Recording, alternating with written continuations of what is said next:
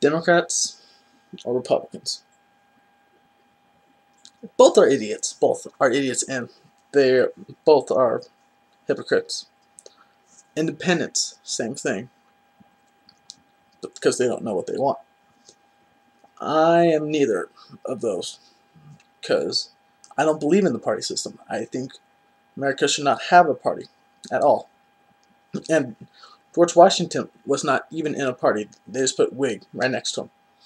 Even that is classifying. I don't want Democratic, or not Democratic, but political parties to be mentioned in politics. Instead of Barack Obama and like little like slashes in the D right there saying that he's Democrat, or Mitt Romney R Republican, it should be Barack Obama P for president, and Barack Obama and Mitt Romney G for governor, or some other stuff like that.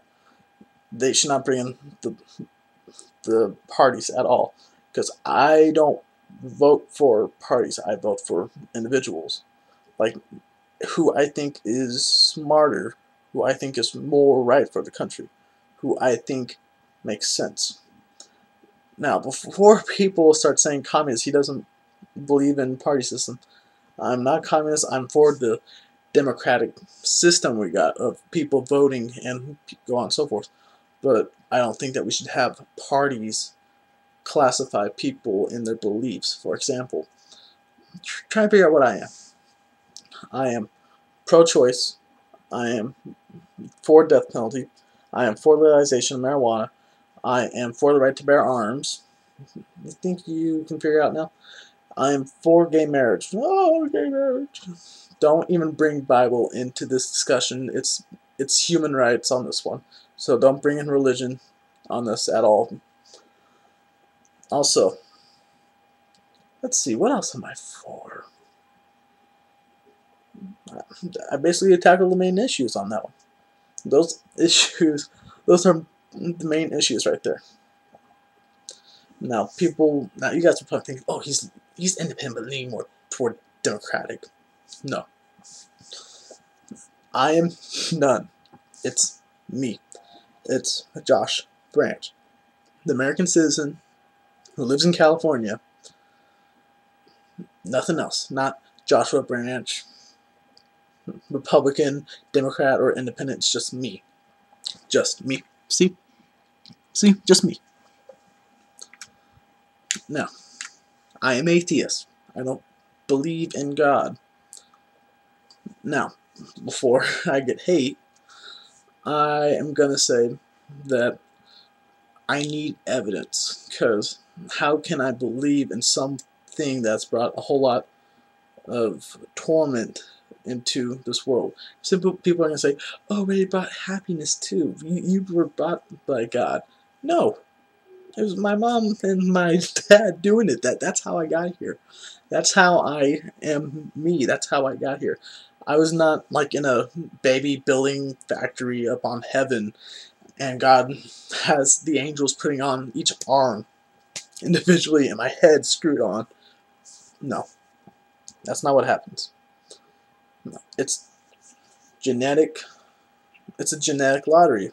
And basically, you got me. I won. But you can't. I hate this issue. I hate this issue. When Christians try to bring in the biblical influence into politics, and that is no. And I was in econ today, not today, but yesterday. They were doing. The government class was doing presidential elections, and they came to our class. Republicans came in. I said, why are you against gay marriage? And the very first word he says, is the. And I knew immediately what he was going to say afterwards. And he said what I thought he was going to say. Bible. Right as he said Bible, I stopped him. Because I said, no, you cannot bring Bible into political affairs. And he goes, oh, but the Constitution was based on the Bible. I'm like, no, Constitution was based on beliefs that these certain men have, and most of them have to be Christian. Some of them were Jews. some of them were atheists too. But I just stopped immediately after that. I'm like, there's an amendment that says, not even the amendment part too. The amendment just says freedom of and from religion, but there's a part written in the Constitution. It's not an amendment. It's like a little statement that's in there that says separation of church and state. So you can't bring in the church into political affairs. That itself is unconstitutional. And I think the Supreme Court should just finally see this. Just finally see it. Like last year, New York, they legalized gay marriage. Good thing. And they had one person to decide the vote. And basically what he was saying was, well, I am a Christian. I believe homosexuality is an abomination.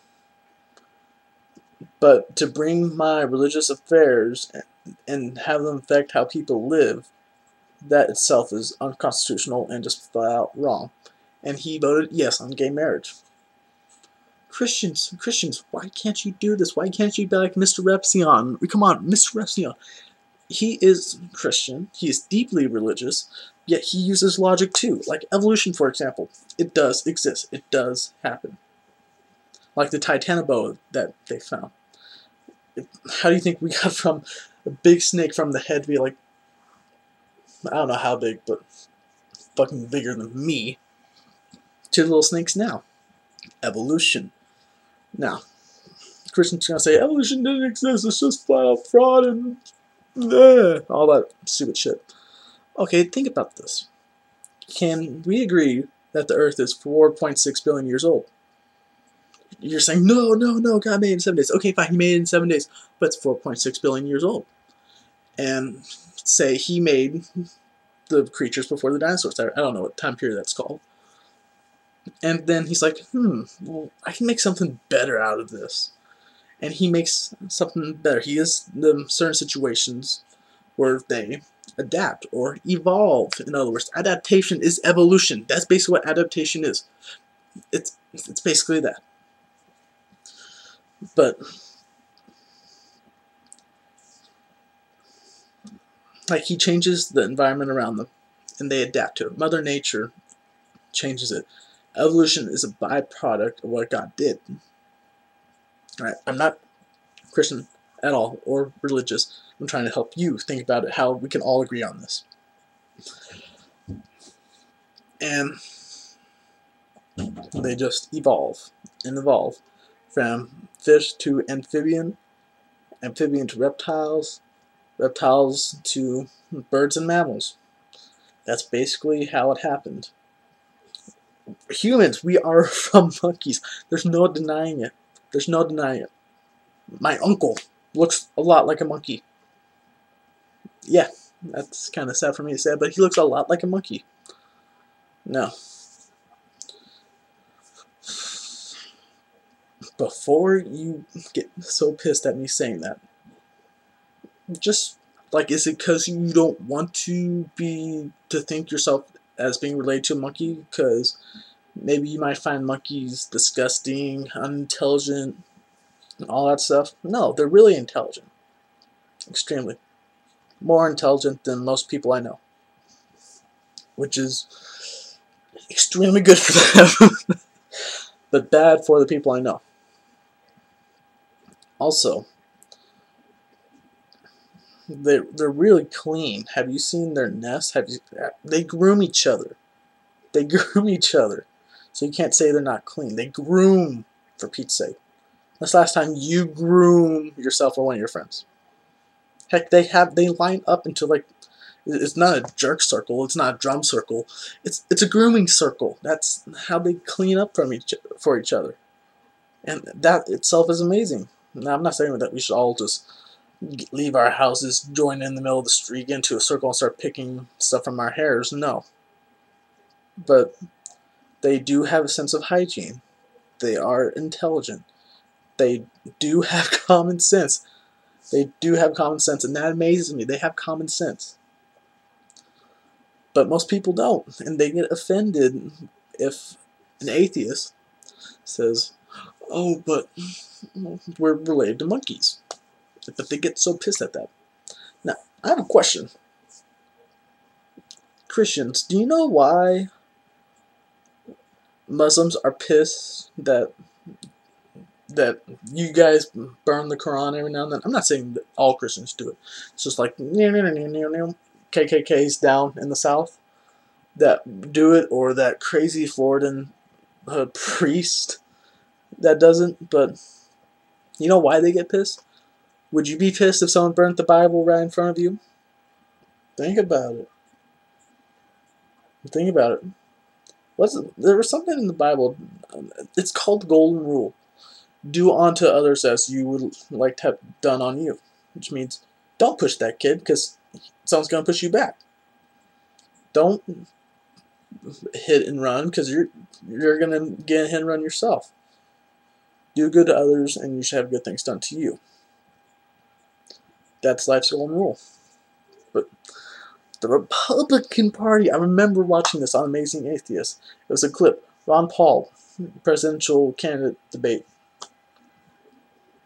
for the Republican Party. He basically said the golden rule about Iran, all that stuff. And 88, 89% of Republicans are Christians or just deeply religious. And they booed him. Come on, it's a golden rule by Jesus. Or Jesus for Latino followers. But, yeah. Why wouldn't they boo?